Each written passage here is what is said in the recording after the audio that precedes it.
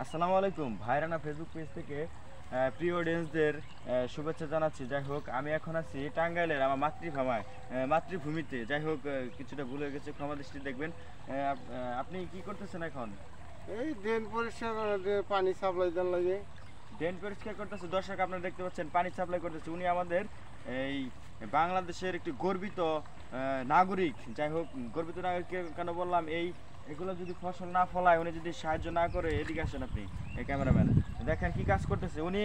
প্রতিদিন ড্রেন এইভাবে পরিষ্কার করে। যাই হোক, পরিষ্কার বলতে পানি যেভাবে যে ক্ষেত্রে যতটুকু যে পরিমাণ দিতে হয়, আমাকে টাঙ্গাইলি ভাষায় যেভাবে কয় আইল কাইটে, আইলের যেভাবে যেদিকে পানি দিতে হয় ঠিক সে জায়গায় সেই পানি দিচ্ছে। দর্শক, ক্যামেরা আপনি উচ্চ করেন, ঠিক সেদিকে দিচ্ছে।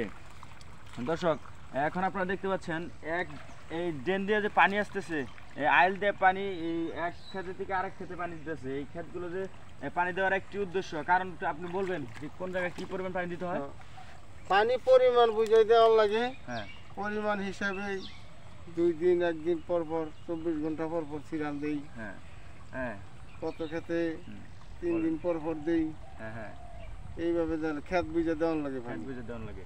হ্যাঁ দর্শক, আপনারা দেখতে পাচ্ছেন ক্ষেত বুঝে পানি দিতে হয়, কারণ এই পানি এক এক ক্ষেতে যদি বেশি পরিমাণ পানি দেওয়া হয়, দেখতে পাচ্ছেন আপনারা এই থোর ধরছে। এই থোরগুলা যদি পানির পর্যাপ্ত পরিমাণে যদি পানি সে না পায়, তখন সেই পরিপক্ক হয়ে সে এই হতে পারবে না। থোরটা কষ্ট হয়, থোরটা বাইরেতে কষ্ট হয়। যাই হোক, আর পানির পরিমাণ বেশি দিলে থোরটা তাড়াতাড়ি বাইরে পড়ে। হ্যাঁ, ধানটা পোক্ত হয়।